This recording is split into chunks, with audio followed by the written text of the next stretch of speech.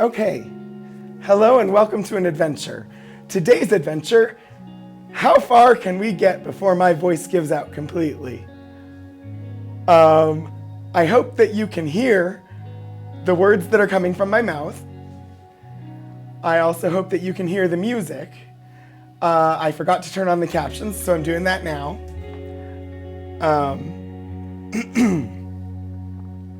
All right, let's see. Okay, yes, captions are go.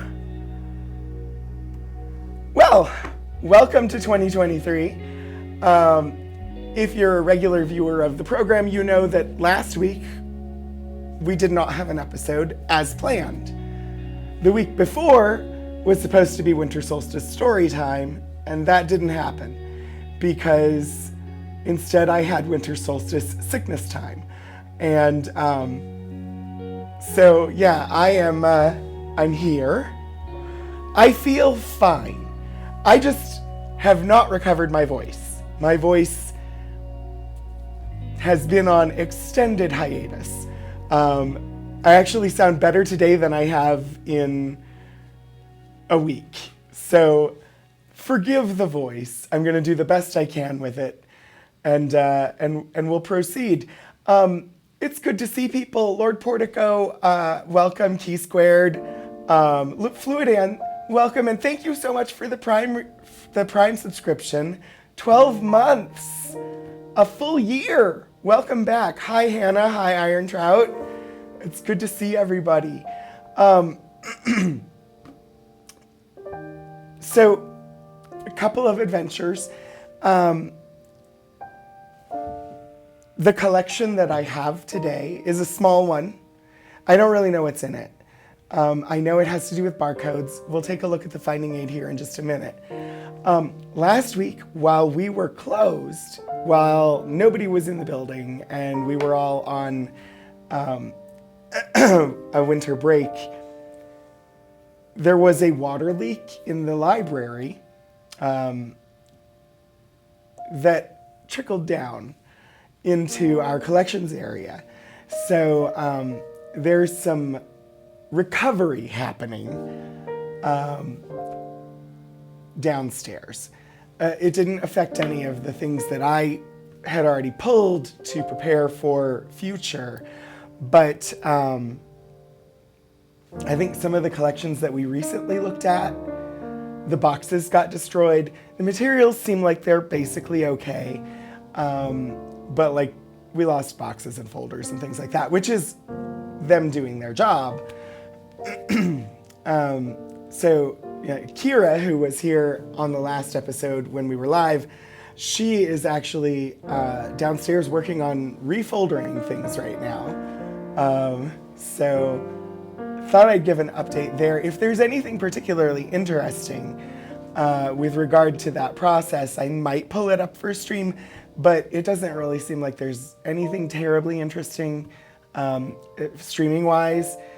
Basically, boxes got wet, things were pulled out of them so that they wouldn't mold and could dry out, and now we're putting them in new folders and new boxes.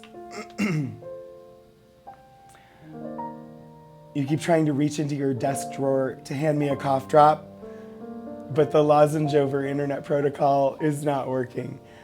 Yeah, I'm not even like, I don't even have an urge to cough or anything like that. It doesn't hurt. I just don't have a voice. My vocal cords are just struggling to get sound out. So yeah, Hannah, thank you so much for dropping that command there. Right now, Key Squared, it's not a huge mess. It's other than there's a lot of things sort of out of place, where things had to be taken out of wet and destroyed boxes and folders. And so we've got stacks of things that have like little notes on them saying, this was here, this was this, and now we have to rebox them. But honestly, that is kind of best outcome for having materials damaged while we were out of the building, having a leak happen while we were out of the building. If we only lose boxes and folders, that is a really good scenario. It would have been better had nothing gotten wet, but not losing things is better than losing things. Laminate the archives. We do encapsulate things. We don't laminate them. But occasionally, we will encapsulate things in Mylar. It just depends on what they are and how fragile they are and whether we have the time to do it. Anyway, let's get started. And I keep forgetting, it's 2 buttons. I have to push 2 buttons to switch screens here. You once worked at a hangar that had the firefighting foam system go off in the middle of the night and fill the hangar with foam. Oh my gosh. All of the parts, etc., that you had tagged got soaked. And that's when you started using the Uniball Signo pens, because the cards written with that pen were the only ones that the writing didn't wash off. Hashtag not sponsored. But yeah, there's definitely, there are chemical flame retardant systems that are recommended over like water for archival use. I don't believe we have one of those here, but they cost a lot of money. But yeah, this wasn't even related to the fire suppression system. This was just, there was a leak in the pipes on the 2nd floor, which is where I'm streaming from. And it flooded a bunch of the 2nd floor and then proceeded down through the floor into and came out of our ceiling. And flood is one of the disaster preparedness things that archives have to be aware of. And thankfully, my boss was able to come in and do some remediation, even though we were all not allowed in the building because it was winter break and campus was closed. Anyway, we start every adventure by taking a look at Virginia Tech's land acknowledgement and labor recognition. So we're going to do that. If anybody's new here, I am Anthony Wright Day Hernandez. I am the Community Collections Archivist here at Virginia Tech. And this is a show that I stream on 2 channels. I stream it on the library's channel, which is twitch.tv/VTUL Studios. That's VTUL Studios. As well as my own personal channel, which is twitch.tv/Rogan27. And I share materials from the archives and special collections here at Virginia Tech. And since I'm doing a show that's focused on history and oftentimes share things related to Virginia Tech's history, I think it's important that we pay attention to where this institution is located and some of its history and the commitments that it has made related to those. So Virginia Tech acknowledges that we live and work on the Tutelo and Monacan people's homeland, and we recognize their continued relationships with their lands and waterways. We further acknowledge that legislation and practices like the Morrill Act of 1862 enabled the Commonwealth of Virginia to finance and found Virginia Tech through the forced removal of Native nations from their lands, both locally and in Western territories. We understand that honoring Native peoples without explicit material commitments falls short of our institutional responsibilities, and through sustained, transparent and meaningful engagement with the Tutelo and Monacan peoples and other Native nations, we commit to changing the trajectory of Virginia Tech's history by increasing Indigenous student, staff, and faculty recruitment and retention, diversifying course offerings, and meeting the growing needs of all Virginia tribes and supporting their sovereignty. We must also recognize that enslaved Black people generated revenue and resources used to establish Virginia Tech and were prohibited from attending until 1953. Through Inclusive VT, the institutional and individual commitment to ProSim, that I may serve, in the spirit of community, diversity, and excellence, we commit to advancing a more diverse, equitable, and inclusive community. And now I take a sip of water. So I think it's important that we pay attention to that. And honestly, it's up to the people who watch what the institution is doing to judge whether we're meeting the commitments that are set here. I can only do so much from inside. But hopefully by reiterating this and paying attention to it,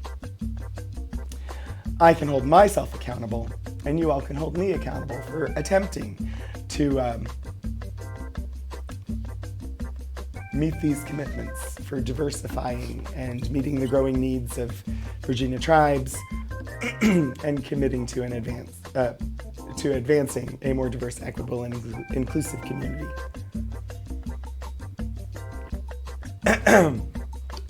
Anyway, the collection that we are looking at today is the Joe Miller collection.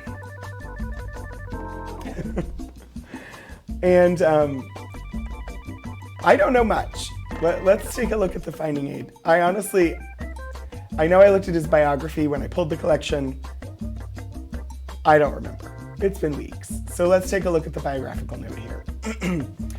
Joe Miller was most well known for being a pioneer in implementing the barcode system in retail stores.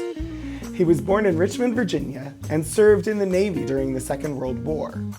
After the war, he took a job at Thalheimer's department stores in Richmond, where he helped to create a computer system to track inventory. Later, he took a job working for the National Retail Merchants Association as the Director of Retail Standards and Technology. There, Miller worked on the implementation of barcode systems. Joe Miller died in April of 2003 at the age of 82. So not a really extensive biography, but apparently he was involved in getting barcodes used in retail stores. And the materials that we have are concerned with the implementation of inventory control systems in the retail industry. These materials include proposals, manuals, and handbooks related to inventory control systems like the barcode. There are also manuals relating to creation of merchandise classifications and implementation of code systems. So, this sounds kind of interesting. I know that at Virginia Tech we have courses or programs in retail-related things. I know specifically like packaging. I can't remember exactly what the program is called, but there's an entire program here in the design and development of packaging that you can major in that type of thing here. So this feels like it would be related somewhat to that. You can see here under subjects and indexing terms, we have it labeled as science and technology. That is one of our collecting areas, and this certainly fits within the history of science and technology because implementation of barcodes, while not,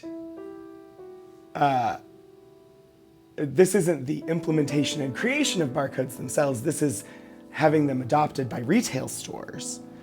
That is certainly a moment in the history of technology. So, I'm gonna pop us over to the top-down camera. And we have two boxes. If you see something listed on the finding aid, I do note that the finding aid has been shared in both chats. Now, if you see something listed on there in the list of materials or in the containers list that you want me to get to, let me know so that I can make sure I prioritize getting that onto screen. Otherwise, let me take a look here and see what these boxes say they have. Hi, Puddle Glum, how are you? I am very weak-voiced today, but I am here. I feel fine, it's just my voice. So we've got a UNIVAC proposal for Thalheimer Brothers. We've got universal vending or universal vendor marketing, Emporium Group Holdings into merchandising, intro to merchandising. I'm just gonna start pulling out folders. I don't know what any of this stuff is. And this is what the adventure's all about. Hi, Herb! How are you? It's good to see you. Welcome. I hope that you're having a good start to your, or a good mid to your week.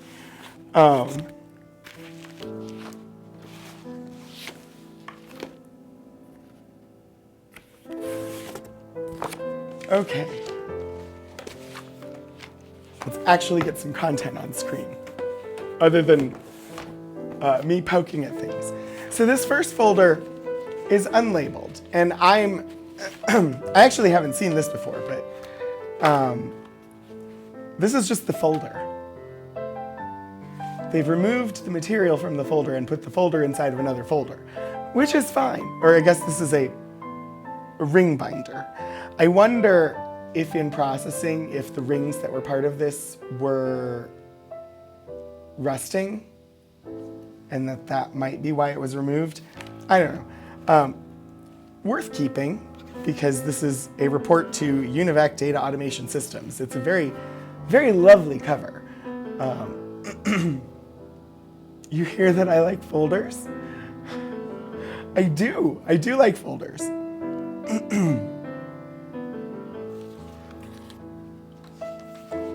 A nice custom notebook, yeah. But I'm guessing either like the 3-ring or the 2-ring or whatever, the metal rings, either were rusting or, I don't know. We wouldn't necessarily do that today because honestly, we don't have time. There's too much stuff to process and not enough time to do it. So unless it was really badly off, we don't necessarily remove everything.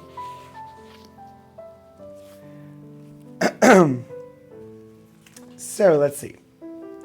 For the profit betterment of Thalheimer Brothers Incorporated in Richmond, Virginia, as applied to sales audit, accounts receivable, payroll, accounts payable, unit control, statistics, UNIVAC Data Automation Systems, Remington Rand UNIVAC, a division of Sperry Rand Corporation. These are really old names. I do think that these companies still exist, but these are not who they're part of anymore. Let's see.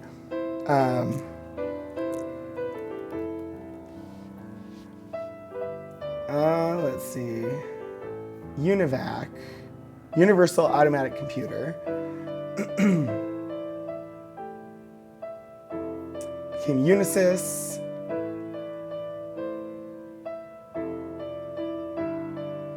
And Unisys still exists. Now, Sperry Rand Corporation is, let's see, Sperry Corporation. And they are owned by North American Aviation, which is owned by General Motors.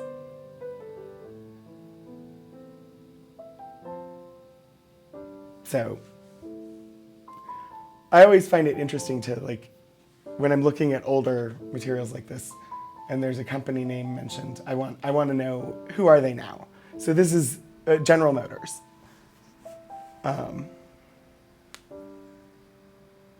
Your mom programmed for UNIVAC back in the day. That's pretty cool. So let's see here. This is a proposal. UNIVAC proposal for Thalheimer Brothers. So we have an index to contents here. It's a table of contents.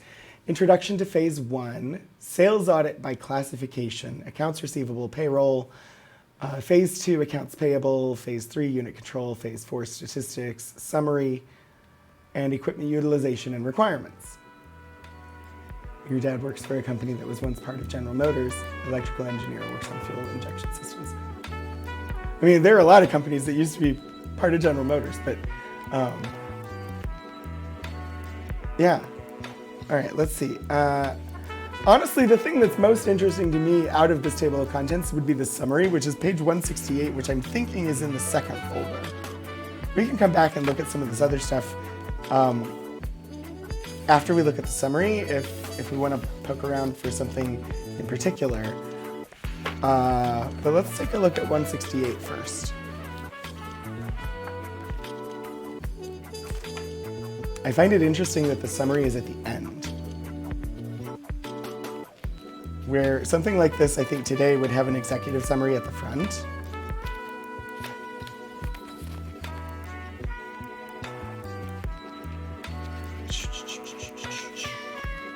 '65, 166.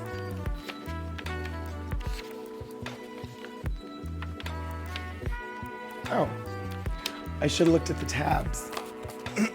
There was a tab for summary.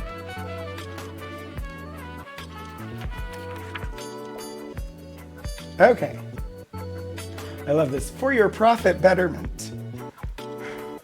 We're going to make you make more money. That's what they're saying, I guess. It's the UNIVAC data automation systems. Having reviewed the entire UNIVAC data automation system, which is proposed for your mass volume accounting needs, a summarization is indicated to draw together the overall effects of this system. We haven't reviewed it. That's okay. This summary is coming at the end, so that introduction makes sense, I guess. It has been our originally stated objective to develop an understandable, fully audit-balanced, and flexible system. To these ends, we feel that this report has described such an economical and efficient means of fulfilling Thalheimer's requirements. In evaluating the effects of this system, many specific benefits are envisioned.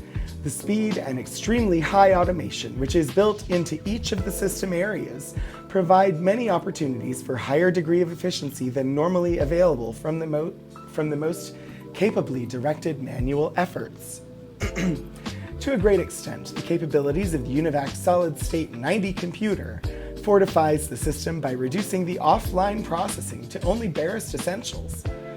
Of even greater significance is the fact that the UNIVAC solid-state 90 will analyze the accuracy of the manual operations related to the system. I don't know what the solid-state 90 looks like. The trend continues. Slow work day until the stream starts and then work picks up. Hey, I'm just glad that your work is picking up because if I'm not mistaken, you run your own business. So it's a good thing that work is picking up. And if I can, if your work picking up is caused by me streaming and you not being able to watch the stream, I'm good with that. So they're talking about this solid state 90. I was hoping there'd be a diagram or something. Or a quick overview. Of course, none was mentioned in the, I'm gonna find a picture.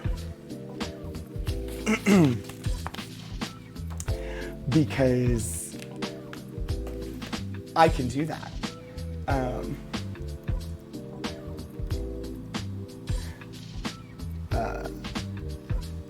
UNIVAC solid state 90.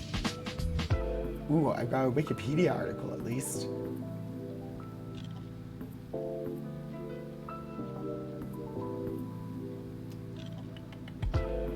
I just wanted a picture of what it looked like.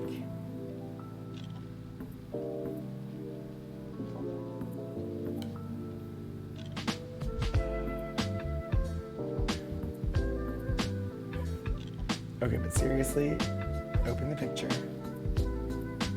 Here we go. Aha! I'm now gonna bring the picture to you.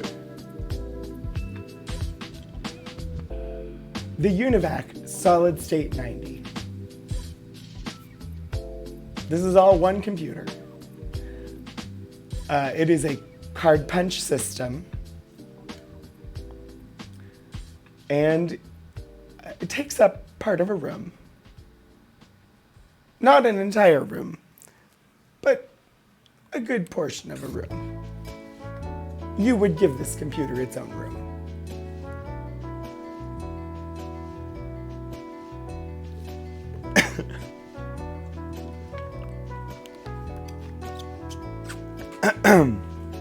So this is pretty innovative technology. I don't know, what was the date on this? 1960.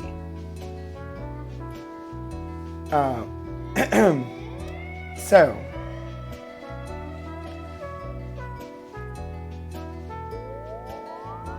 I forget where we left off in reading this.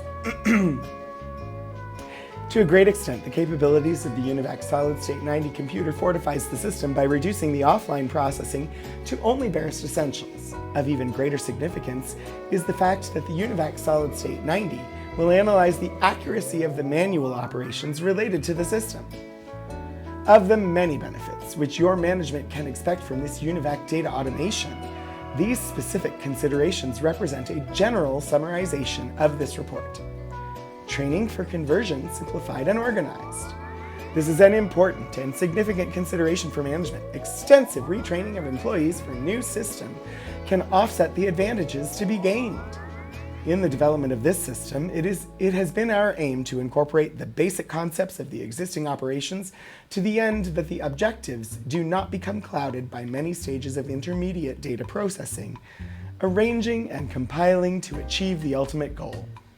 Thus, the employees who will have a working relationship with the proposed UNIVAC system will require very little adjustment of their knowledge to the present procedures. So, this all fairly straightforward, like, hey, our system is going to mimic your processes, so they don't need to learn new things. Conversion processes based on built-in data from operating procedures. This is all kind of dry.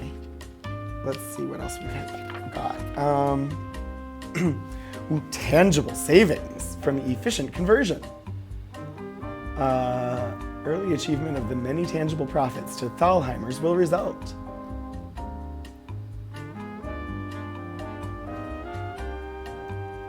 This is all a proposal. This is like selling them on the computer system. Although, like, think about this. This system, this proposal is saying, run your stores using our data automation system to deal with your accounts payable and accounting and those kinds of things. We can look back at the table of contents again because it covered what the data automation system was going to do. Sales audits, accounts receivable, payroll, accounts payable, unit control, which is inventory management, and then statistics. So being able to analyze your sales figures and things like that. All of this is computerized today. We don't even, like, who would think of running a business without this stuff being done on a computer? But here we are, this proposal from 1960 was an early proposal for using a computer to automate these types of systems in running a store.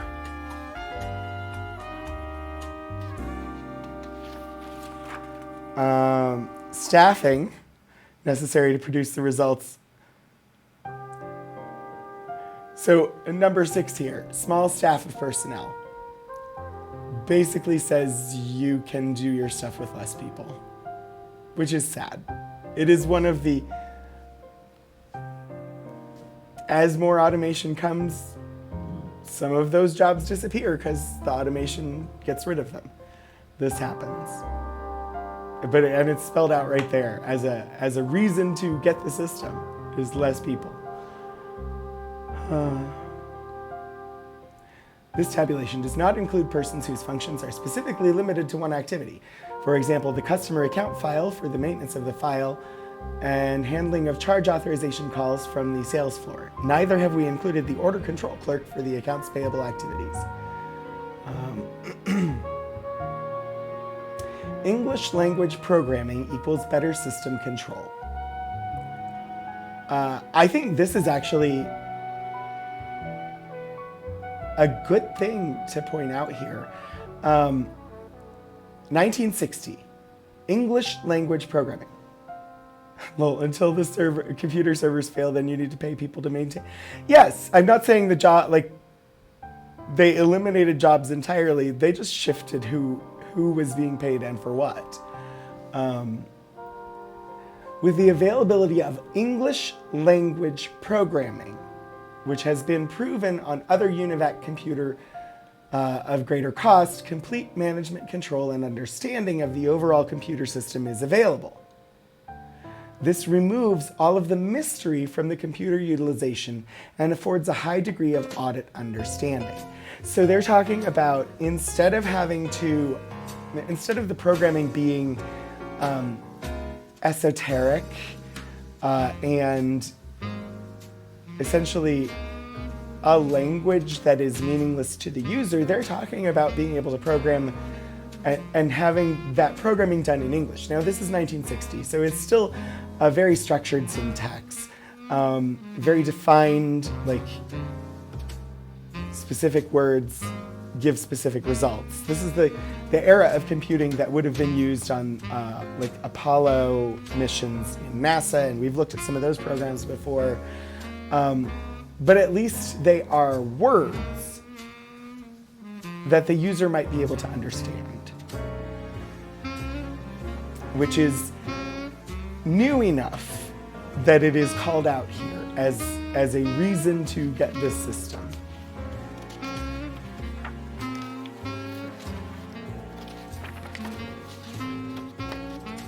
I don't know anything about Thalheimer's. I'm not familiar with the store. I don't know if they still exist. I have not looked. I suppose I should look.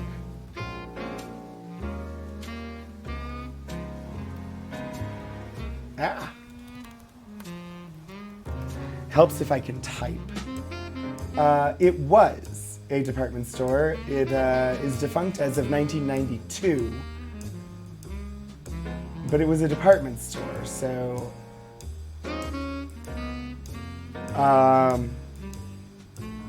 it merged with Hecht's, and then Hecht's became part of Macy's.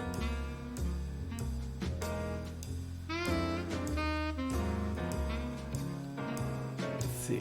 The equipment determined as necessary to produce the results of this report are summarized.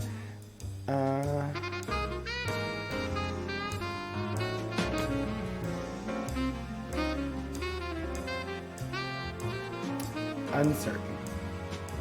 I mean, this listing of requirements for how to get done what they want to do, but oh wow, we have a and we do have pictures. Sum total to install a UNIVAC data automation system for the Thalheimer's department store in Richmond, Virginia, in circa 1960, $613,591.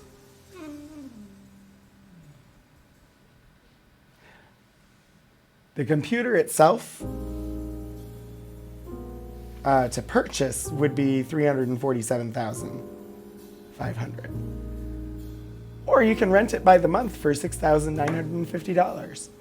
The monthly rental for the full system installation and rental of everything instead of purchase, $11,300 per month, which I do not know 1960s dollars versus today.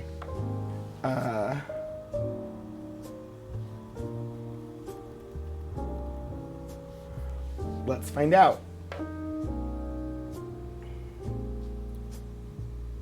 All right, so $1 in 1960 is worth $10.07 today. So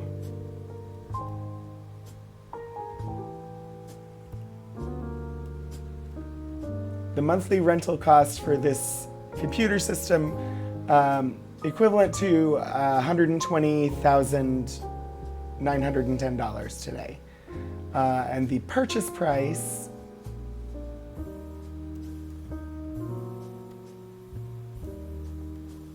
equivalent to $6,565,423.70.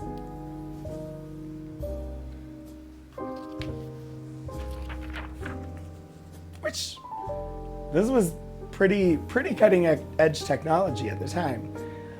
So a UNIVAC solid state computer. Now UNIVAC, the solid state 90, when I looked it up, it noted that it was one of the first to use solid state components. Interesting to see how rental versus ownership models come and go over the years. Right now it seems like we're moving back again towards things being rented instead of owned, especially in media and streaming services. I agree. Yeah. When I was growing up, you know, you had VHS tapes and you had DVDs, and buy to own this movie, this classic that you're going to watch over and over and over again. And now that things have shifted towards more of a streaming space, you're essentially renting movies because you have a subscription to a streaming service, and that's how you get them instead of buying the VHS or the DVD. But not even that, just that. Ebooks were sort of the first sign where we realized that buying an ebook did not mean it was yours. Because if you remember a number of years ago, there was there were articles and some uproar over Amazon removing books from people's Kindle devices because there was if I remember correctly, there was like a copyright issue with the version that they had sold. And even though you had bought it and downloaded it, they could go in and remove it because the license for the Kindle device and that ebook allowed them to do so. Meaning that it wasn't really a purchase. You were really buying a long-term lease on the content, and they had the power to remove it or revoke it.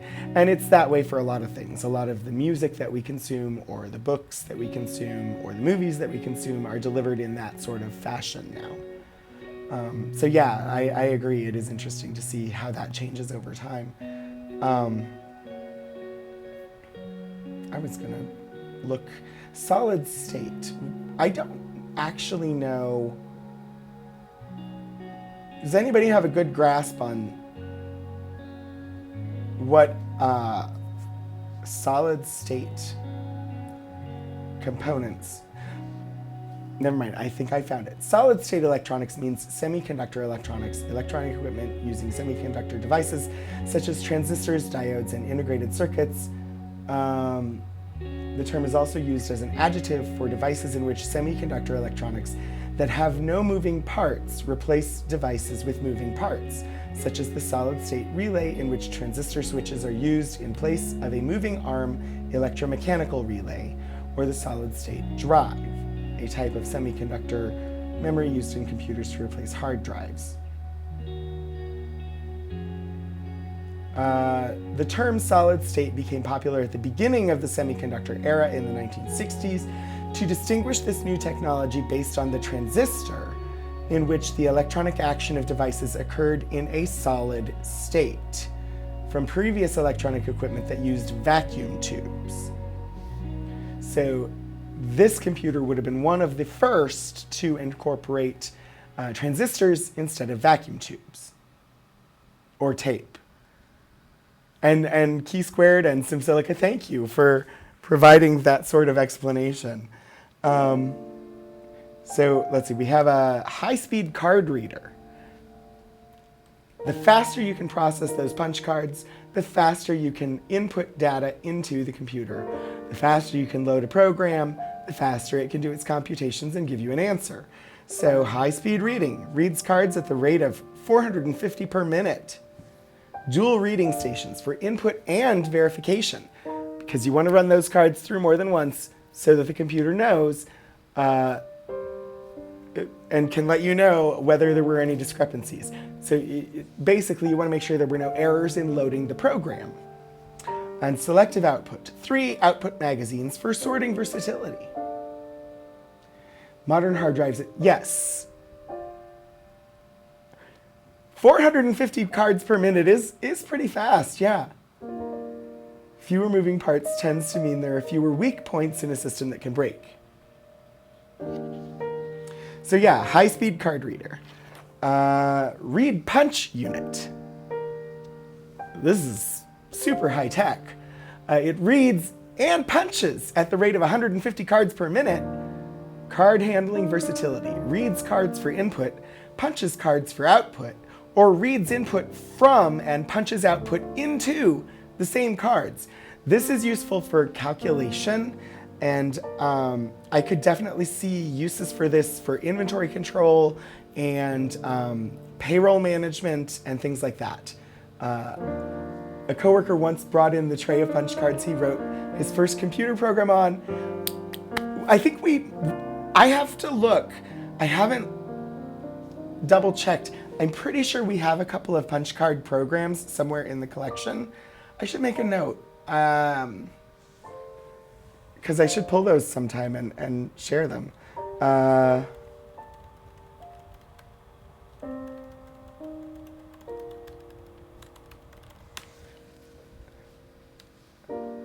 I have taken that note. I know we have punch cards. I don't know if I have any full punch card programs. So that'll be the investigation that has to happen there. But yeah, being able to input the card and have it calculate and output on the same card, and it can do 150 cards per minute that way, I could definitely see how that would be useful for inventory control and payroll management. Central processor. This is your CPU. High-speed processing means greatly reduced operating costs. Typical example, complete add 85 microseconds. I don't understand. What does complete add mean? Does anybody familiar with the older computer technology here, or I'm not certain exactly. It says typical example, complete add 86 or 85 microseconds. Is that just saying it'll compute a sum in 85 microseconds? I'm not certain what it's saying there. Large storage capacity. 50,000 digits of storage permit a wide variety of programming, control, editing, and mathematical operations. Multi-level storage buffers allow computing while other operations such as reading, punching, and printing are taking place. Internally stored program for maximum operating versatility. So this is honestly very, very advanced as far as these sort of early room-sized punch card computers. It can store the program, and it can work on calculations for something while it's reading in something else. It's capable of multiple operations at once. I mean, that is efficiency. Computers today, we expect them to be able to run more than one program at once. 1960, that's a big deal.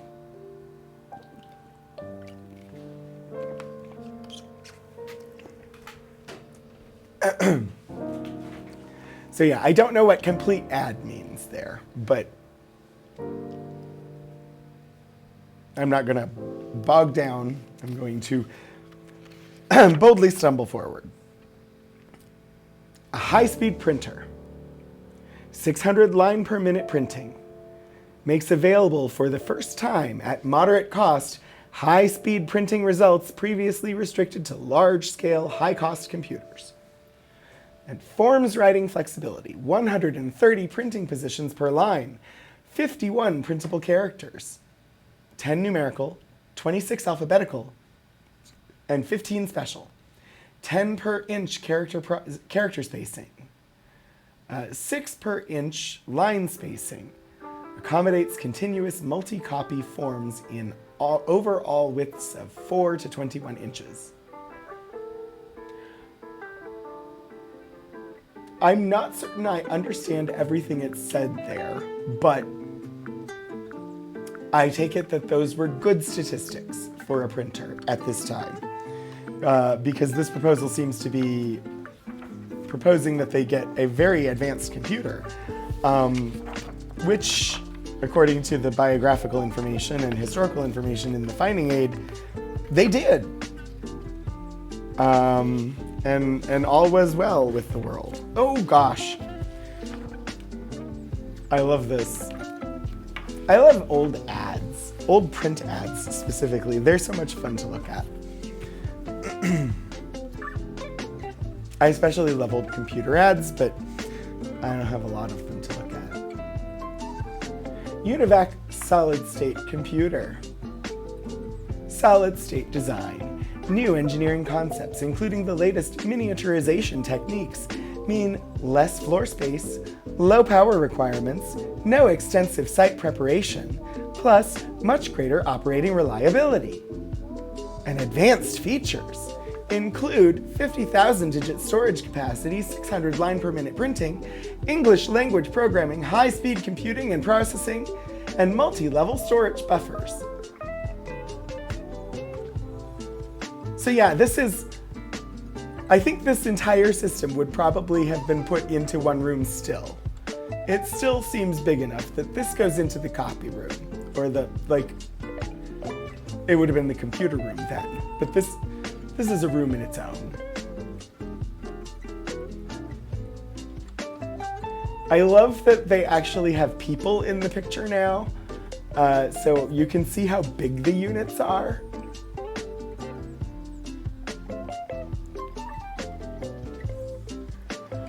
Also, if you look,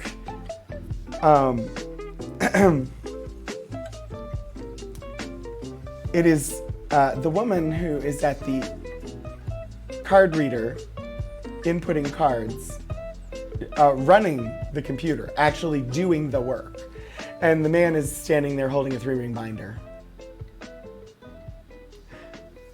When things printed back then, there was the printer actually typing things?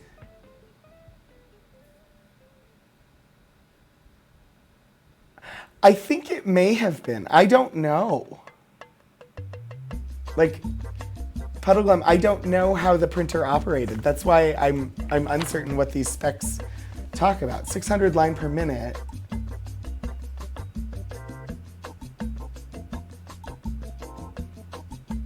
Because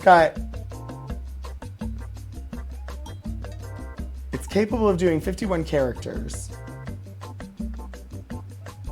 So I don't think it was it wouldn't have been like a typewriter type printing, but I think it would have been inked keys that were hitting the paper, and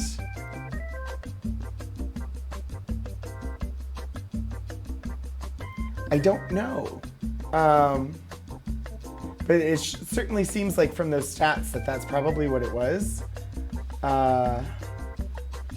I wonder if it would have been something along the lines of, I'm trying to remember the name of the typewriter.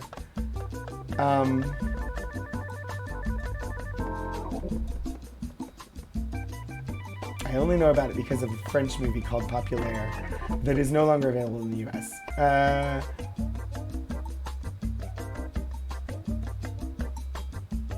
I can't remember.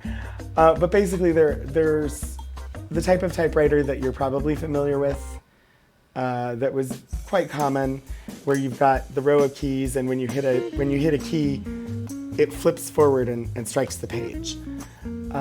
There was another style of typewriter as typewriter technology advanced that had all the letters on a ball, and as you were typing, the ball would spin. And then it would spin to position, make the letter, and then spin to another position. And in speed typing competitions, the ball was revolutionary because it was so much faster. So I wonder if this might have used something somewhat similar to that, where instead of individual keys that plunked forward, it had some sort of just faster way of delivering the letters, but still had a limited set of physical letter characters or keys that it was using. Oh, and Key Squared, you were there while I was trying to remember the name of it, but yes, a rotary rotary ball print head, like in later electric typewriters. That's my guess as to possibly what it was doing or what it was using. But honestly, I don't know for certain. That's all speculation, and but it's an intriguing question that if I was truly like delving into computer history, I would want to investigate that more.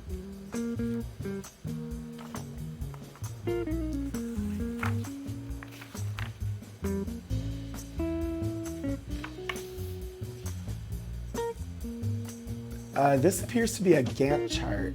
Isn't that what they're called, a Gantt chart? Now I have to double check. Yes. I was like, I knew what this was called. So this would be like planning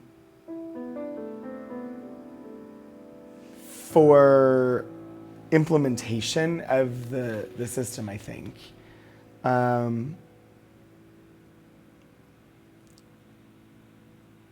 Sales audit data preparation.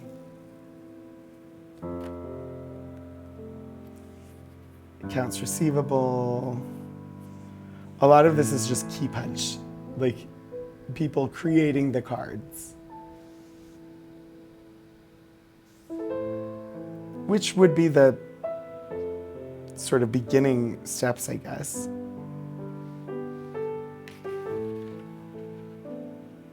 Convert punch print tags to cards. Oh no, it's not until here that they're actually doing cards. So this is, I think this is just data preparation.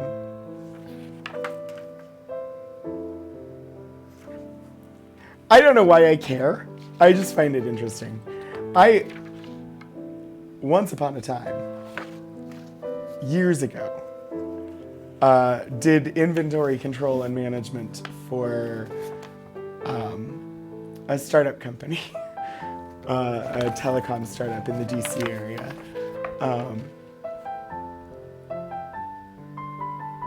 And so inventory control or computerized inventory systems are somewhat interesting to me. I mean, also like archival work is basically just inventory control. It's just that our inventory is documents. But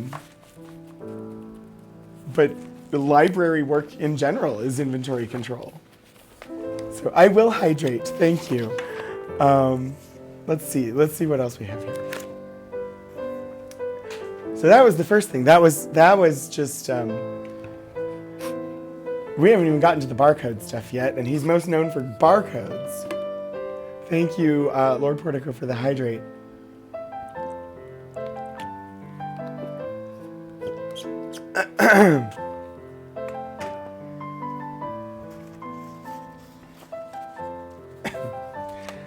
Archives, inventory control, but the inventory doesn't go out the door as often. Preferably, the inventory doesn't go out the door at all with archives. Let's see. Universal Vendor Marking, 1976. So this is the National Retail Merchants Association. This was the organization where, what's his name? Joe Miller worked when he implemented or when he was involved in the implementation of barcode use in retail stores. We do deaccession stuff. That is true. Although the deaccession process is quite extensive for a state institution like we are.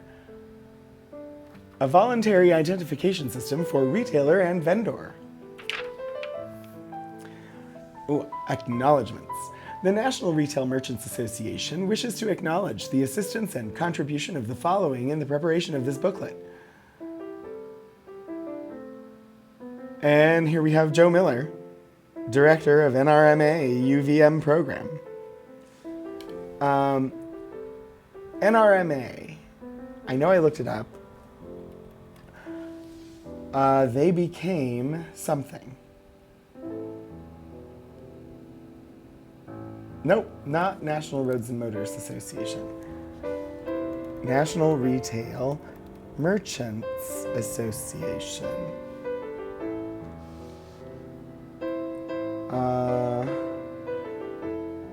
Became the National Retail Federation.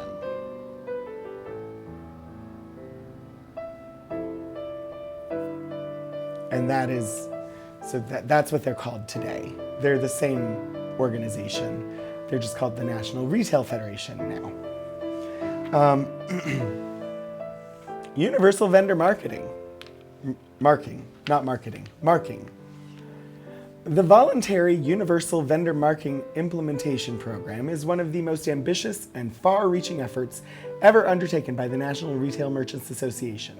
Its impact and benefits will affect not only retailers, but merchandise manufacturers, business equipment suppliers, and most important, retail customers. Based on the technology of optical character recognition, which permits humans and machines to read the identical information marked on merchandise, UVM offers a great opportunity to attack the costly problem of identifying merchandise by item for vendor, retailer, and customer. It also provides a common base with which to record the movement of goods throughout the entire distribution process. Since UVM is a voluntary undertaking of retailers, vendors, and equipment suppliers, it is necessary to establish a common understanding of the concept. That is the purpose of this booklet. It describes UVM, the roles of the various participants in its implementation, and the NRMA program for bringing it into being. As the reader goes along, the degree of cooperative effort necessary to encourage the development of universal marking already becomes readily apparent. It is to that spirit of cooperation to which the general merchandise industry looks to wed the efforts of retailers, equipment suppliers, and producers of consumer goods, the ultimate end being improved productivity, efficiency, and customer service. I love this. This is a great approach. What is UVM? And then what UVM is not. The initials stand for Universal Vendor Marking. For the benefit of the non-retailer, marking means identifying merchandise for the people who deal with it: manufacturers, distributors, retailers, and customers. The concept of UVM is a simple one: to identify goods at the time that they are all together in one place when they are made. This is done now, but the markings are basically for the manufacturer's use. In order for the retailer to mark goods for his own and for a customer's identification, it is necessary for merchandise items to be handled by literally thousands of stores in relatively small batches and at a substantial cost. UVM is based on a voluntary procedure in which merchandise manufacturers and retailers use an identifying system which is understood by all, including customers. That's where the word universal comes in. Over the past several years, the NRMA, through its Systems Specifications Committee, developed a voluntary standard for merchandise identification, which utilizes the technology of OCRA. OCRA stands for Optical Character Recognition Font A, which is a type style that can be read by the human eye and by automatic scanning and reading devices. The characters in the OCRA system look much like the letters of the alphabet we are used to reading and the Arabic numerals in everyday use. Here's a sample of OCRA characters 1 through 9. Interesting. Okay. It's interesting to me that they went for OCR and this is pre-barcode still. This is establishing a system. It's interesting that they went to OCR and then decided that that wasn't good enough and ended up with barcodes. That to me is particularly interesting.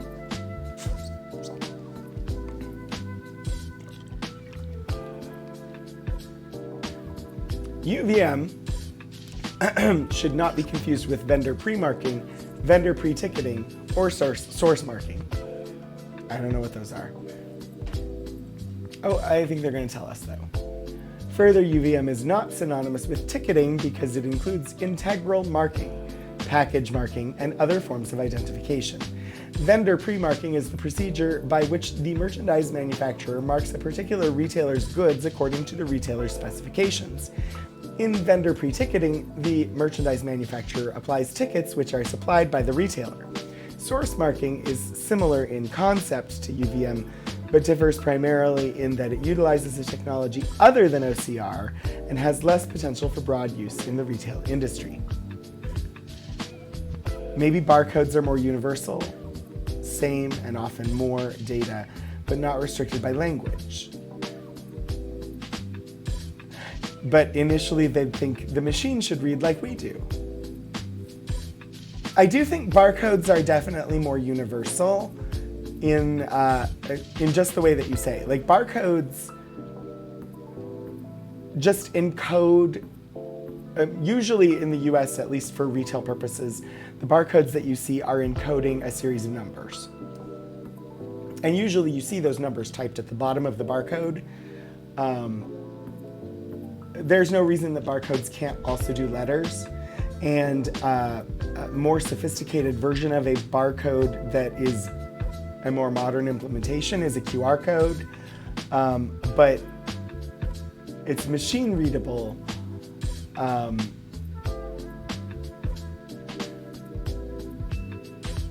Which I guess, yeah, it doesn't have to be human readable at all. So it could literally be anything and in any language and it wouldn't matter because you're just gonna scan it.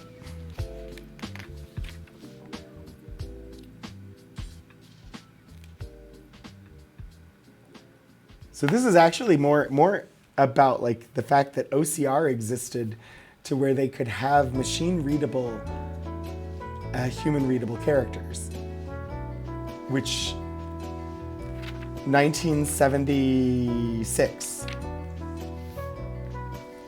I know that we still have really poor OCR today with certain types of things. Now this is talking about like, hey, we have a letter set that machines can read.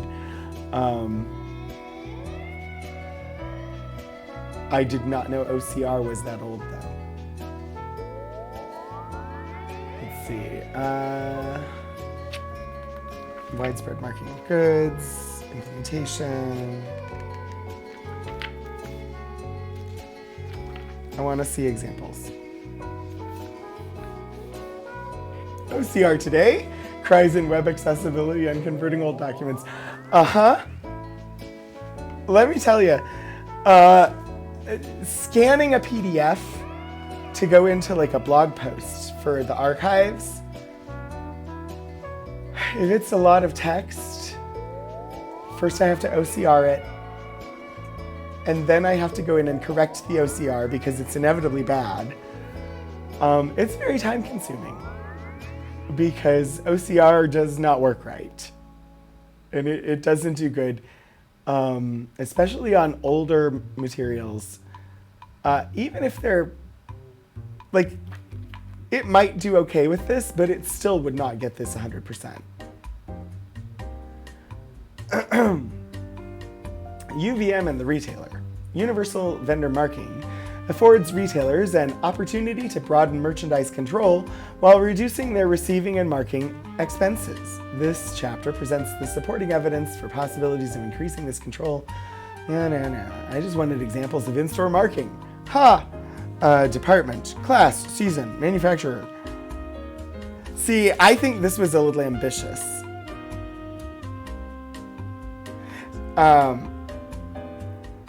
Because they want the manufacturer to put all of this, to have all of this marked on the thing before it ever goes to the store.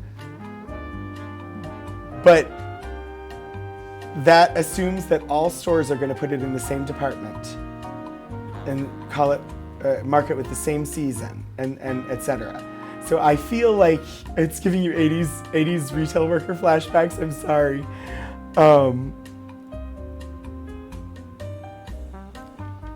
I think that was too much standardization for stores. That might be why we ended up with barcodes instead, because barcodes just identify the product and then the store can classify them however they want.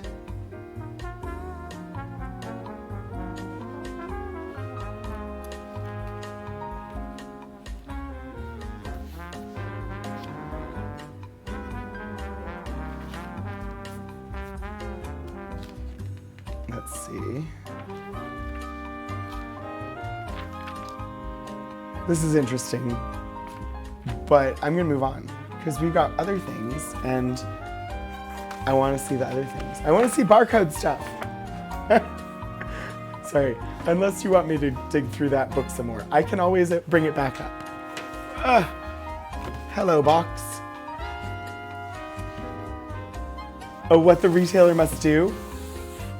Oh, I'll share that, sure. How do we sell people on doing this work? Oh, what the retailer must do to get benefits. The data produced through these studies and others conducted by major retailers afforded dramatic evidence of the potential benefits which UVM offers. Individual retailers can add other evidence that supports the practicality of UVM. Noticeable declines in stock turnover, increases in markdowns as a percentage of sales, higher labor expense for stock counts and merchandise marking provide an incentive for retailers to take advantage of this program.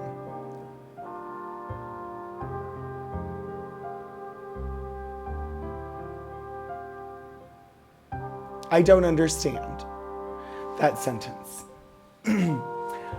Declines in stock turnover are bad. Increases in markdowns as a percentage of sales are bad.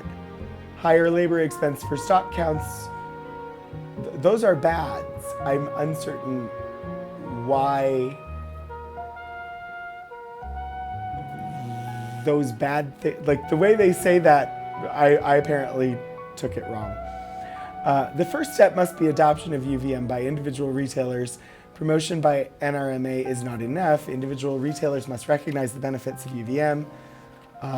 It offers a solution to many problems without forcing the individual retailer to compromise individuality. Hello, Gambit.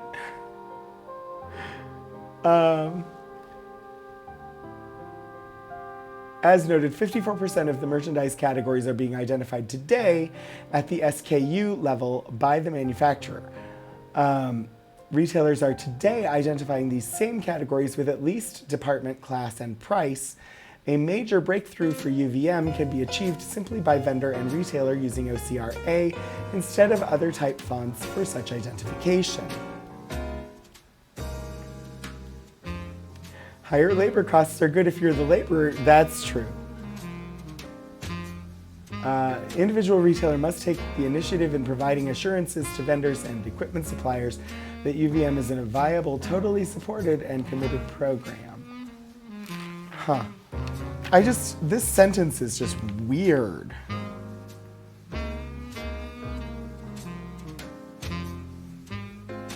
Because you want your stock turnover, like you want lots of stock turnover. You want to move that stuff in and out. And so the way this sentence is written is just weird to me.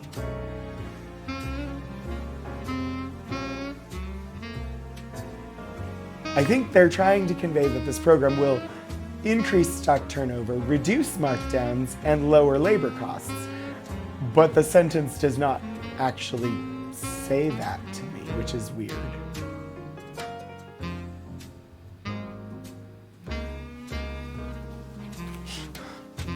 Oh no, I missed a pun. Merchant saves by not having people to recount and remark merch. Gotcha. Oh, okay.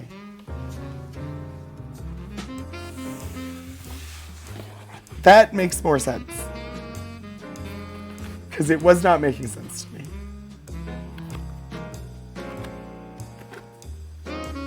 Merchandise planning and control.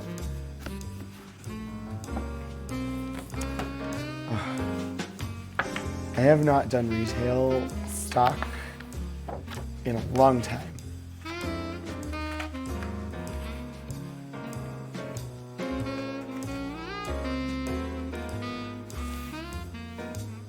I love this kind of photocopy, don't you?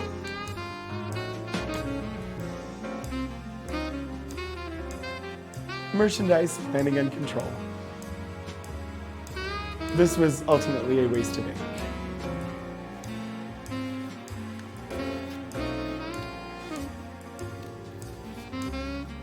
The void. Can't you see the black cat sitting in the middle of that dark room?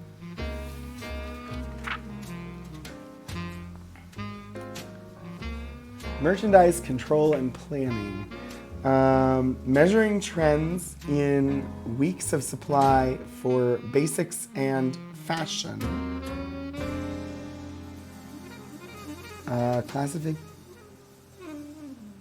Classification merchandising. Separation of regular merchandise, promotional goods, and clearance. Average unit retail stock and sales to detect imbalance in regular priced goods. Wow. And blue doesn't copy well? I don't know what we're talking about here. I should actually look. We're just in folder 4. Wow. And I think this is still related to Thalheimer. But this is the 80s, so maybe not. I don't know.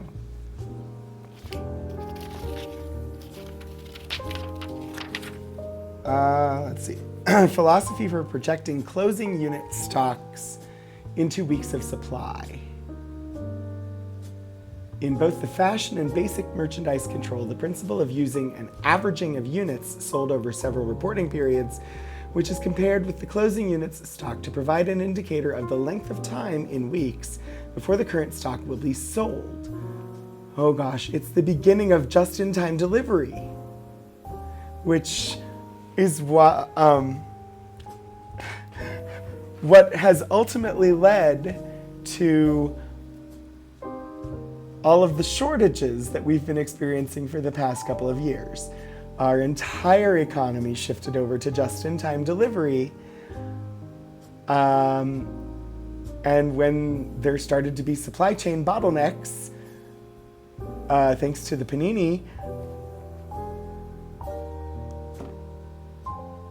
that put us where we are today with shortages of things, backlogs. If you haven't noticed, if you've purchased anything from Amazon.com lately, they used to just do, like, we'll get it to you 2 hours from now. And now it's like nothing will be delivered in less than a week. Black page seems like it was the result of someone being told to copy all of this. Indeed, you are correct, Puddleglum. That is likely what happened. There was some sort of, it's not a uniform blackness, so I think this was the folder cover. I just don't know for certain.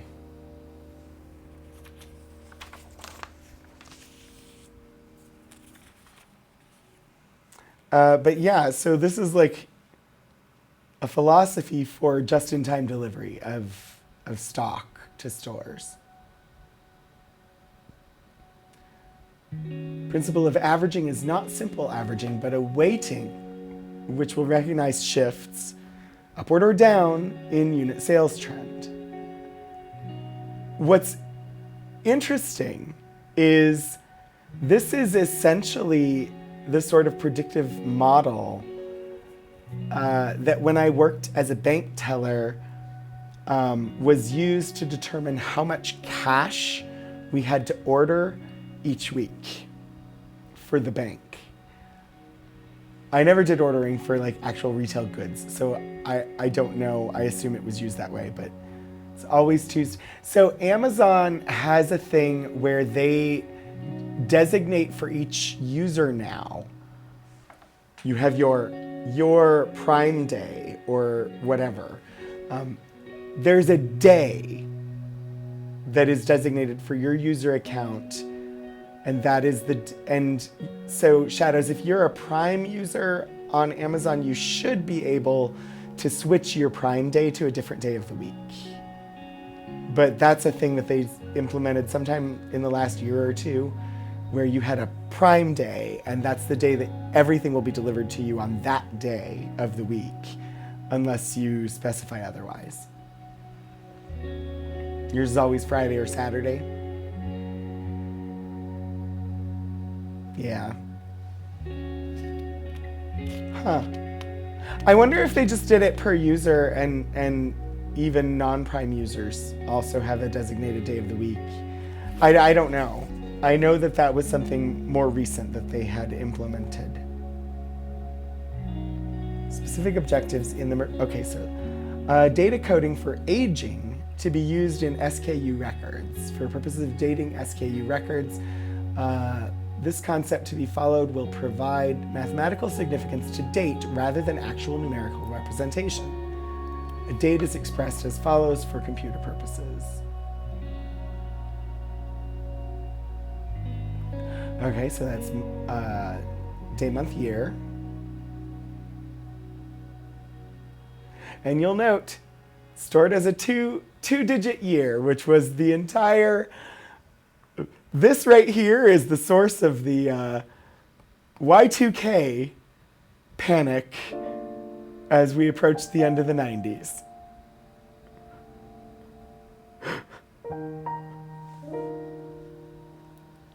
For the purposes of the merchandise database systems, dates will reflected in weekly increments. Week of 28 May 84 will be...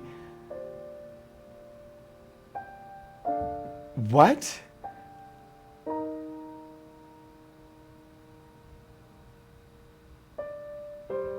$422, the 22nd week of 84. So they're not even, that's a single digit. Like, they're not even thinking past the 1980s. You still so glad you quit working in IT the summer of 98? Wow. This system would have broken at the end of the 80s. Because it's storing the year. Well, I guess it wouldn't necessarily have broken. As long as you assume that no physical inventory is going to sit there for more than 10 years.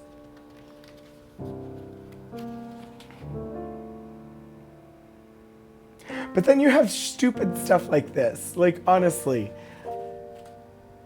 they're like, oh, it's going to be so easy to read. So easy that you need a chart to tell you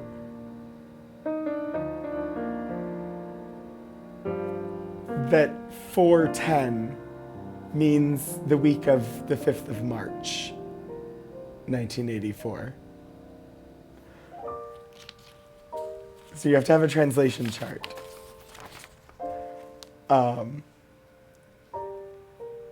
That does not mean it's easy. That means it's not easy. Let's see.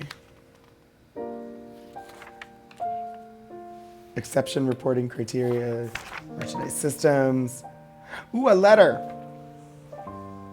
It's a memorandum. But I love reading old people, I love reading mail from the archives. Tends to be some of the most interesting stuff.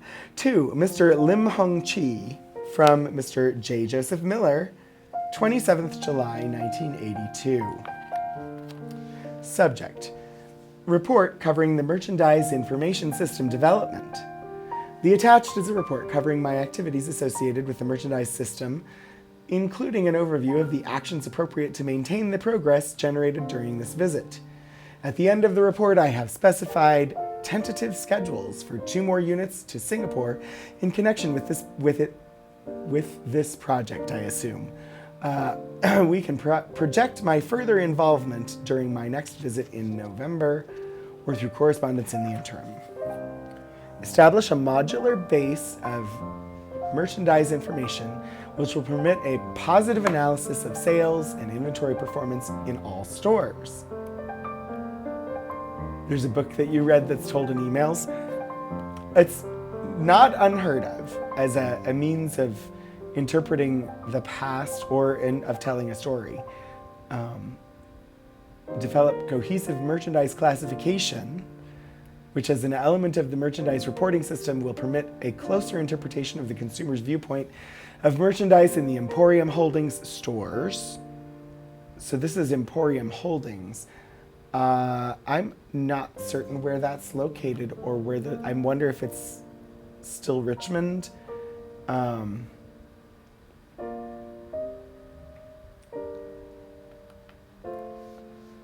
I don't know though, because it wasn't in the bio.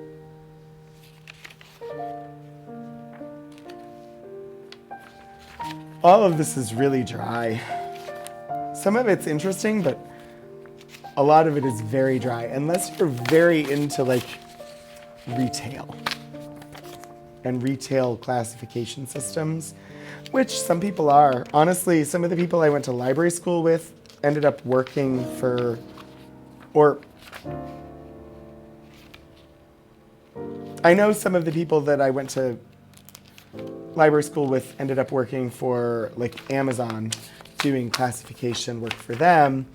I know somebody who I went to grad school with, or to library school with, who worked at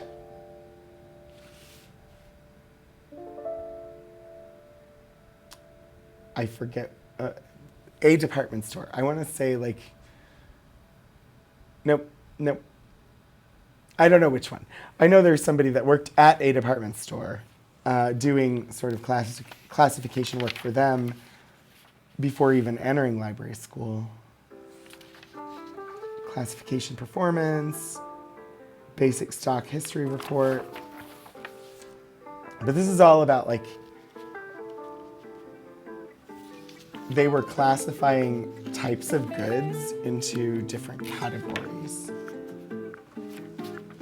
which could be interesting, but also this is very like, the way all of these things are written is very dry. There's got to be more. There doesn't have to be. But there's more than a box more worth of content in here, and somewhere in here there's barcode stuff, which is what I was really interested in when I saw it.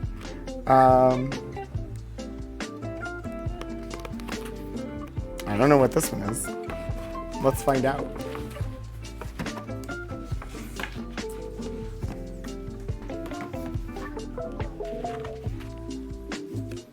NRMA V1 X12. This is the name of this folder. Volume 1 X12. I don't know what this is.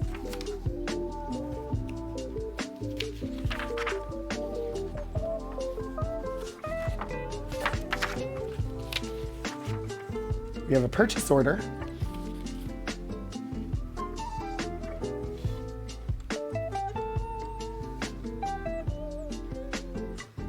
Envelope segment positions. Interchange control header, functional group header. Oh wait, this is a format. This is not an actual purchase order. This is, here is how a purchase order will be formatted by the system. Oh my God, that paper storage box is full of paper. Hi, Detective Zen. You have indeed detected that the paper storage box is full of paper. Good detecting skills.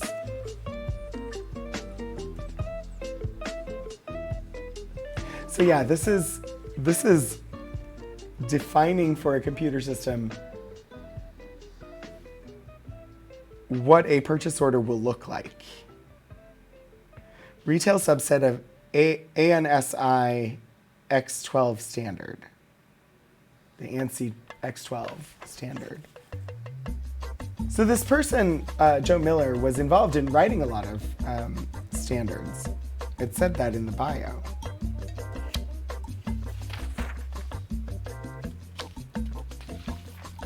This is from June of 1986. What else? Is this literally just a purchase order standard? I did not know I was going to be sharing with you ANSI standards on stream today. I know that there are some standards writers who have watched the program before.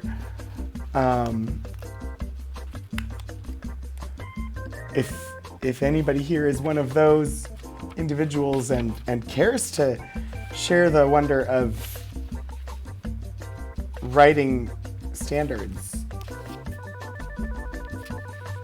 I would love to hear. Like, I appreciate a good standard. Reading them is kind of dry, though.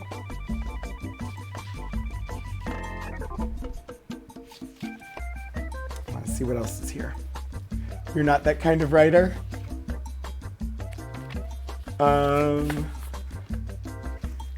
we had the purchase order standard, which, okay, look at this though. Like, beyond like the details of what was in there, if somebody wants to research ANSI standards from 1986, we have some here. Look at how thick that is. That is the purchase order standard for the X12 ANSI. That's really a very detailed standard. Then we have the special purchase order.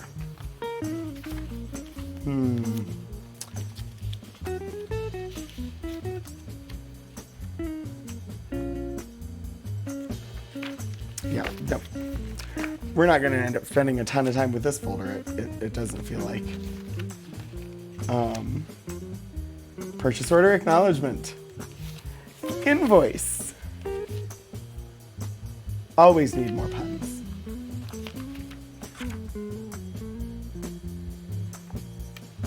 It looks the same.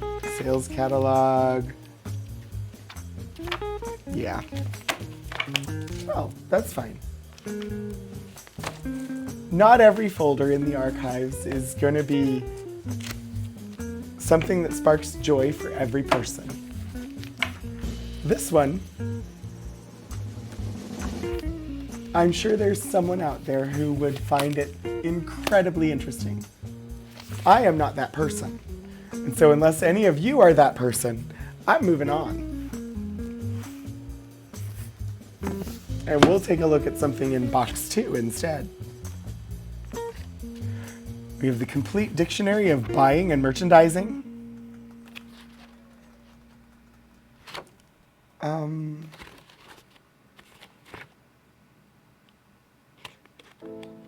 That's interesting.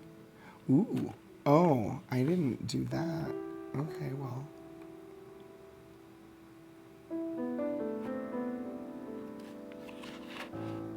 All right. We'll try some of these. Maybe if it came with a coloring in page.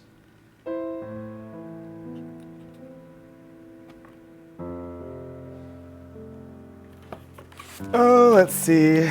Standard color and size. Decent. I'm gonna leave one folder in this box for now.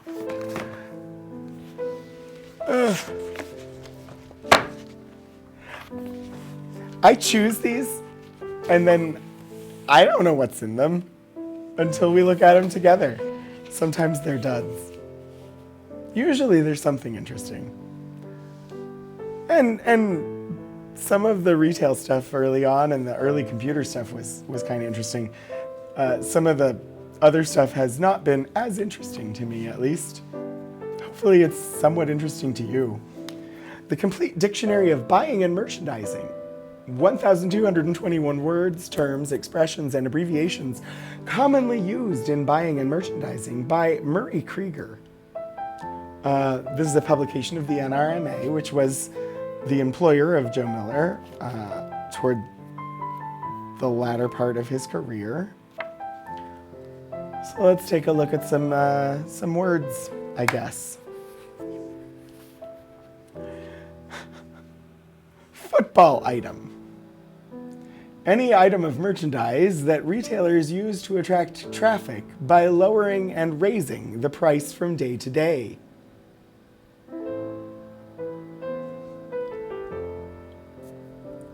Okay.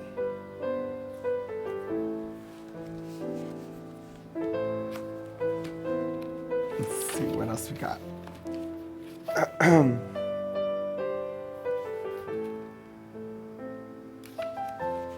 I had thought just randomly picking pages and reading things would, but some of these are very self-explanatory. Which is sad because I like the more obscure one. Pin ticket. A price tag, which may also include size, color, and style number pinned or stapled to the product. Some of these terms I have never heard before. Oh gosh, we've got 16-Bit Eric joining us. Hello. Hello everybody from Eric's stream. Hello Whimsies. Welcome. Let me go ahead and go full face here. Welcome in Raiders to Archival Adventures. I am Rogan27, also known as Anthony Wright de Hernandez.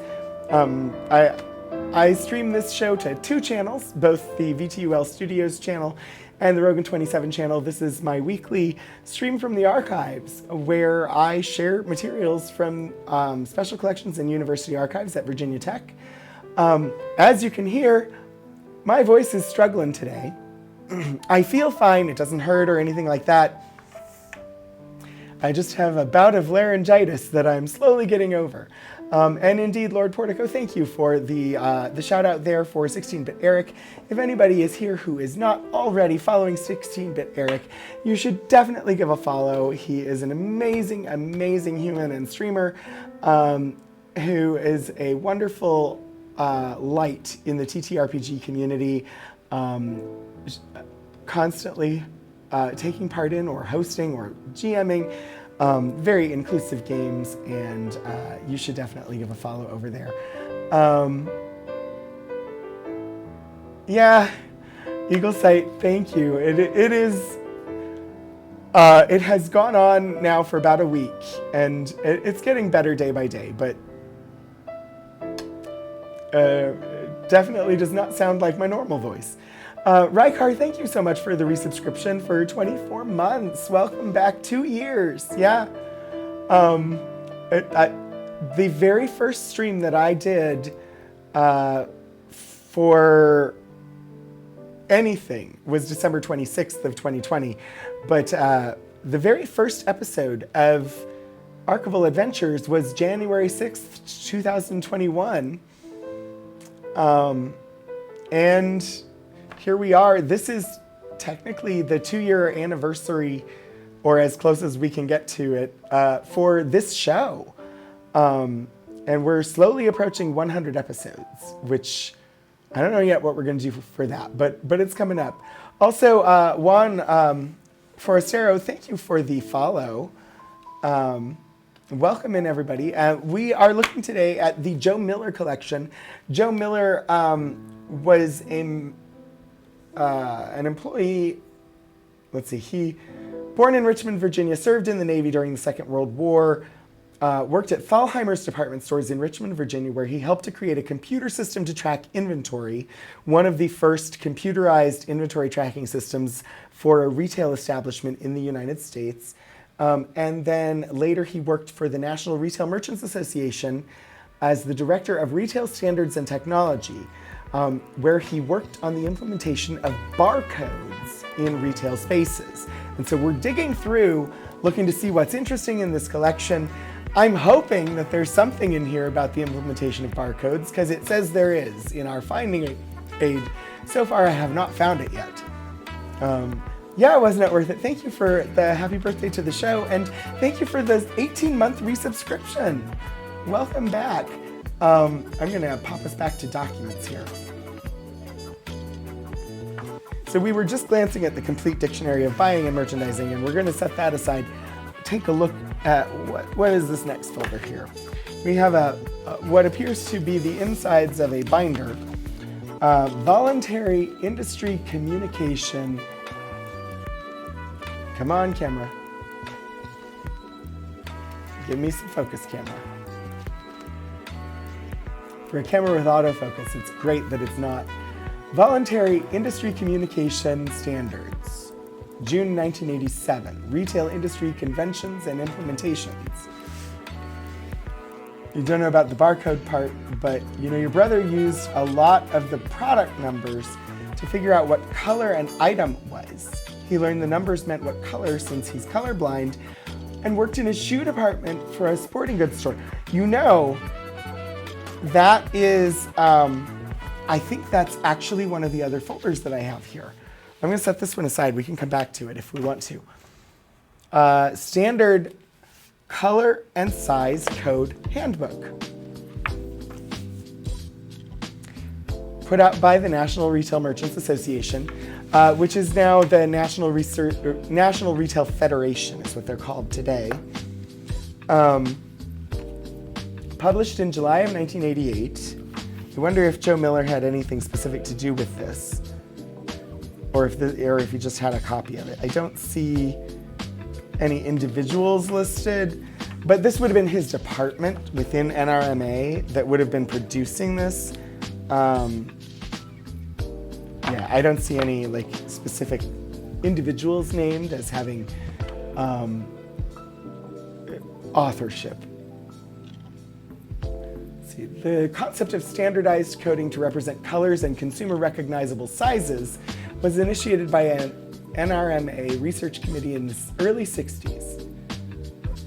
Two stimuli for this effort: to provide standardized structure for advocating the identification of merchandise by vendors at the point of manufacture, and to establish a data structure which would permit finite profiles of color and size performance within merchandise categories or individual styles to sharpen decisions in managing retail inventories. Let's see. As general merchandisers now move towards wide-scale usage of universal product code, the significance of these standards still prevails. While the UPC code is proving to be a powerful concept for point-of-sale data gathering, the number of stock-keeping units within a single style expands exponentially when considering size and color. As an example, men's leisure slacks in 4 colors and waist inseam sizes will produce more than 1,000 SKUs. The UPC number permits the unique identification of each SKU, but does not of itself provide for the correlation of the color/size variables within a style. The size and color code standards provide the solution for this void. Interesting. Okay, so let's see what this...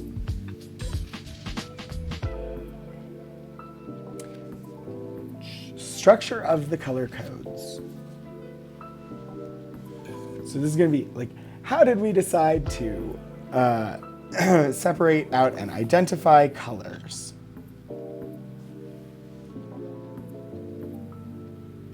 Oh, and here's the list of like stores that took part in this effort: Belk, Bullock's, Carter, Hawley and Hale, Dayton Hudson department stores, Dillard department stores, T. Eaton Company, Federated department stores, S. Grumbacher and Son, KG Men's Store, Kmart Corporation.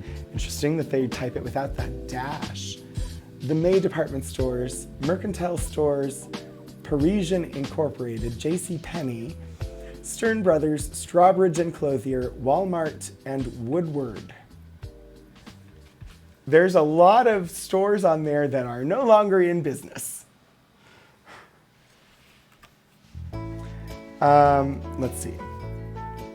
While much of the original coding concept has been retained, the expansion has resulted in 12 color groups and a 13th available for overflow and miscellaneous assignment. Revised structure is illustrated on pages 7 to 26. Significant changes to the original standard, aside from the increase to 3 digits. 1, several colors have been split apart from the color family, each becoming separate groups. Gray has been separated from black, beige from brown, and pink from red. The 900 series, formerly a miscellaneous coding category, has been partially allocated in blocks to the colors most likely to incur an overflow condition. And the presentation format of the color codes is designed as a working control for users in assigning color codes. Allows space for entry of the user's color name assigned to each code. Great. So I want to jump ahead. Oh gosh. Sorry, I got distracted because I saw something specifically detailing plaids.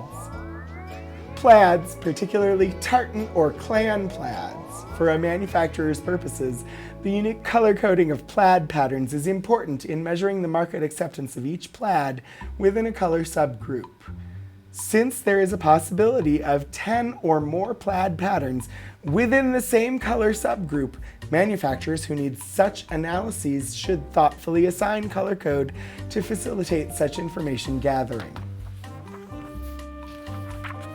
Oh wow, there's so much information theory here.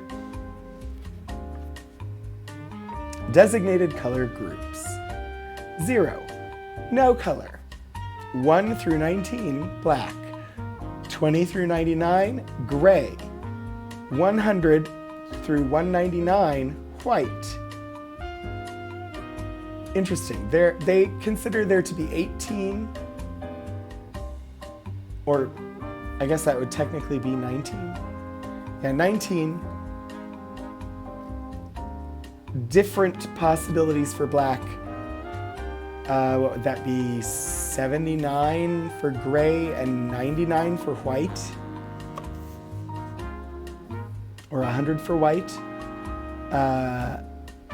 My math is not mathing, but whatever. 200 to 249 for brown, 250 to 299 for beige, 300 to 399 for green, 400 to 499 for blue, and then like 100 for purple, and 50 for red, and 50 for pink, 100 for yellow, and 100 for orange. Ooh. In philately, color identification and standardization is important. So there's a swatch you get with the colors and names, but how can this resource distinguish colors without a swatch? Yeah, I don't know, Philip. And I don't think it matters. I think it's, because I think it's up to the individual manufacturer or retailer to assign within a range of numbers. So I think they have flexibility within a certain range. So if it's a dark gray, they should assign it a color code somewhere between 020 and 029.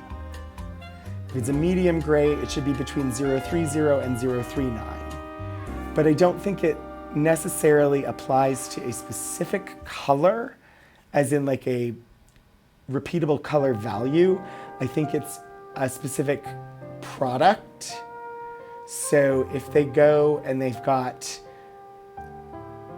a pair of slacks in a certain color of dark gray, and they want to, or in a medium gray, and they want to distinguish that from a dark gray, they'll assign one of the grays, say 024, and one of the grays 034.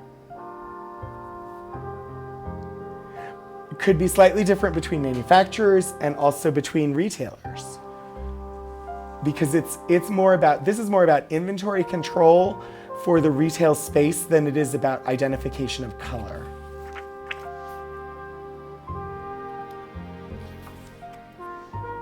So, interesting.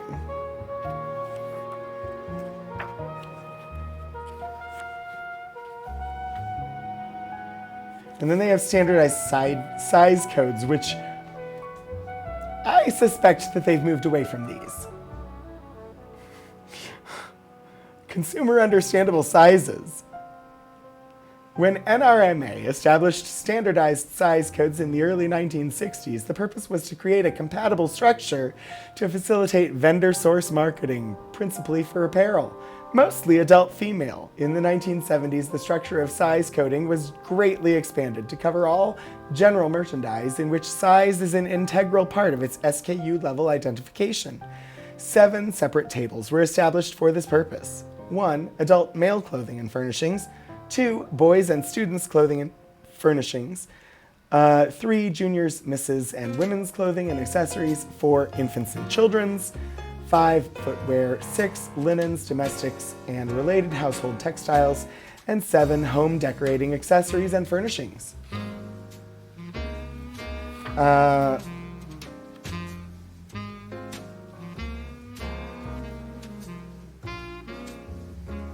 I don't know.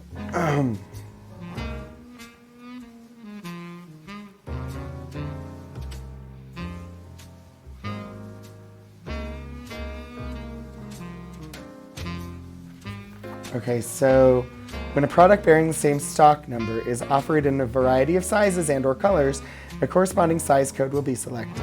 The combination of product number, size, and when necessary color make up a structured SKU. When marking with UPC, it is this level of detail which must be accompanied with a unique UPC number. So here we have an example where we've got a stock number, the different sizes, different size codes, they're all medium beige, so they've all got the same color code, and because of the different sizes, they translate into different UPC numbers. So this is a standard for how to come up with inventory control numbers. But yeah, if you learned these color numbers and looked at the product tags, I could see as a colorblind person, you would know I'm putting on something that's dark green. I'm putting on something that's bright blue. Because you'd be able to use the color code to know what color you were wearing or buying. That's actually rather ingenious. I don't know if there's anything barcode related in here. It says there is. It says... No, it doesn't.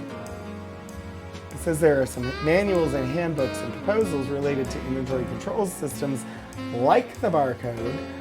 I don't know if any of them are the barcode. I would have to dig further and more intently. Like, it seems like for me to determine for certain whether there's anything specifically about implementation of the barcode as a standard in retail service, I think I would have to dig a little bit more intentionally instead of, and basically I'd have to sit down and do research and go through and figure out exactly what is each of these things. Like, what is DISA X12? What is DISA, or X12 DISA? X12 Data Interchange Standards Association. This is the information manual from spring of 1991. I don't believe that this is barcodes, but it is standards, and he was in charge of standards. See, your brother didn't care so much what colors he wears. When he had to check the stockroom for a specific color shoe, the color codes came in very handy. That makes sense. I didn't remember that there were slides, or I would have brought the light box.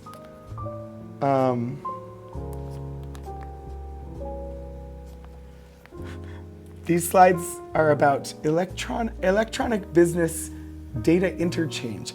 I don't think there's any way I'll be able to zoom in close enough on a slide for you all to be able to see it, but that doesn't mean I'm not going to try.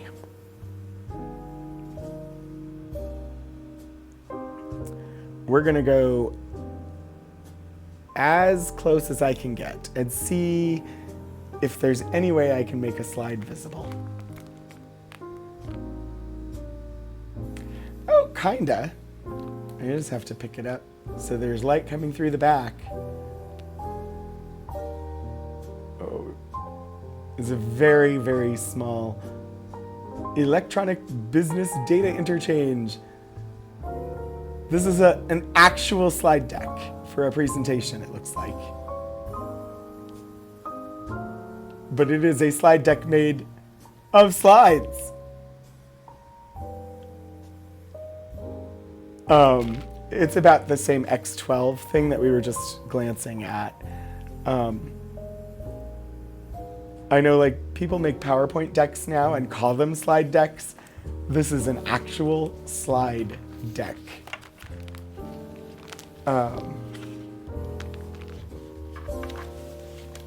National Retail Federation reports, miscellaneous, after retirement, 1991, and no date.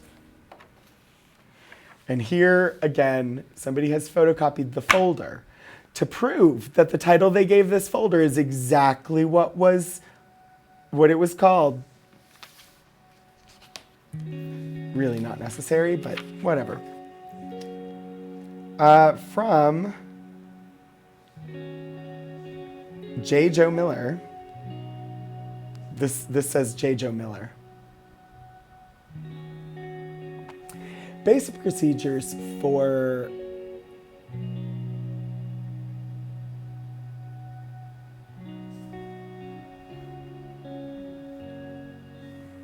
I need to zoom in.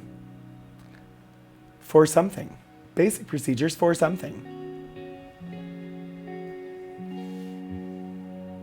Issuing. Basic procedures for issuing and controlling Uline SKU blocks. There are 9 separate files for the assignment of Uline number blocks. I have elected that all of these files are available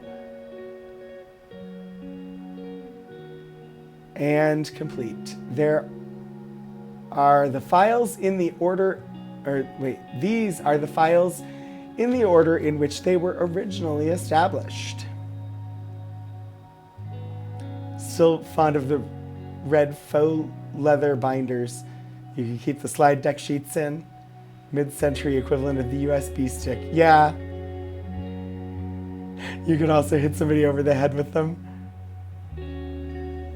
So the original order for Uline number blocks. 1, intimate apparel. 2, women's, misses, and juniors, including hosiery and pantyhose. 3, adult female apparel. 4, adult male apparel. I don't understand the difference between women's, misses, and juniors and adult female apparel. 5, children's and infants. 6, casual adult apparel, unisex. 7, domestics. 8, personal leather goods. And 9, cosmetics.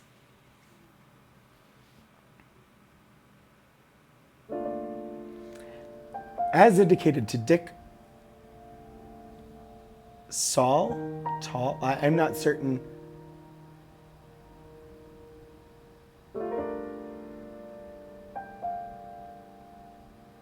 what capital letter that is trying to be. In the briefings before my retirement, files 6 through 9 have had no activity since 1985 and should be presumed closed. The other files have had varying activity since that time, with the most active being files 1 and 2. Those can be expected to continue to be used by retailers for several more years. At some point, files 3, 4, and 5 should be tested to determine their continuing need. Mrs. and Juniors sounds like it would be preteen and teen. I agree, but that also included adult. or included women's. So women's to me says adult. So that was where my confusion came. You're definitely only casually an adult. Personal leather goods seems entirely too easy to misinterpret. Key squared, I didn't make the comment. My brain did, but I didn't.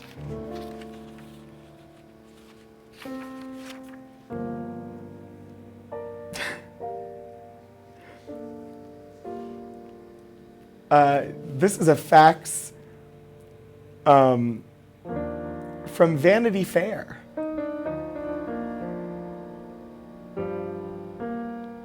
To Joe Miller. April 19th, 1991. Mr. Joe Miller, NRMA, please forward as soon as possible 25,000 additional Uline numbers for each of the following categories. Bras from 1594593 to 1619592. Girdles, I'm not going to read the numbers, daywear, sleepwear, and loungewear. Return these by fax. Your urgent attention to this matter is appreciated today, if at all possible. Sincerely, Charles L. Lambert, Vice President, MIS. I don't know what MIS is, but I presume something to do with their inventory management.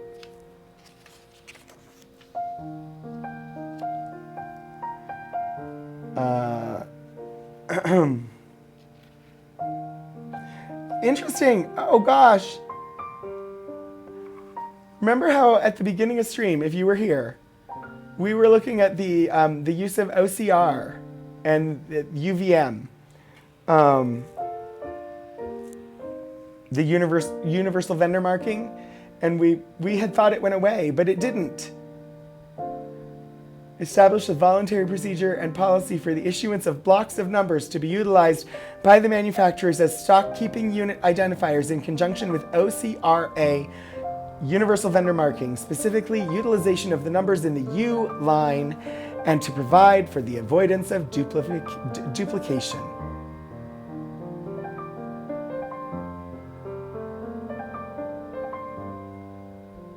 So it developed into Uline, which Uline numbers, as far as like retail goods are concerned, are similar to like Brain. Where'd it go? It was there a second ago.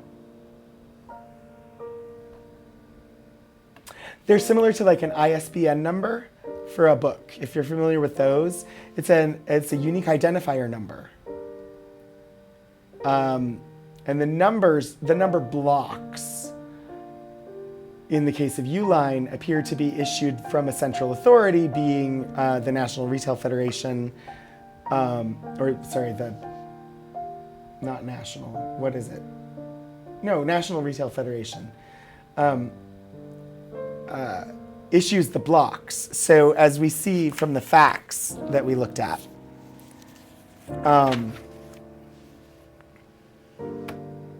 they were asking for Uline numbers for these products. And so the National Retail Federation issued them a block of numbers for use for bras and girdles and etc. And those numbers then, immediately, those numbers mean bras from Vanity Fair. Whereas, like an ISBN number is issued by the Library of Congress and identifies a specific, I don't think it's the Library of Congress that does that. They do cataloging work, but I think the number is issued by somebody else. But the ISBN number identifies a specific form of the book. You can tell I'm starting to flag as the day wanes and my mental capacity is dropping. This has been interesting.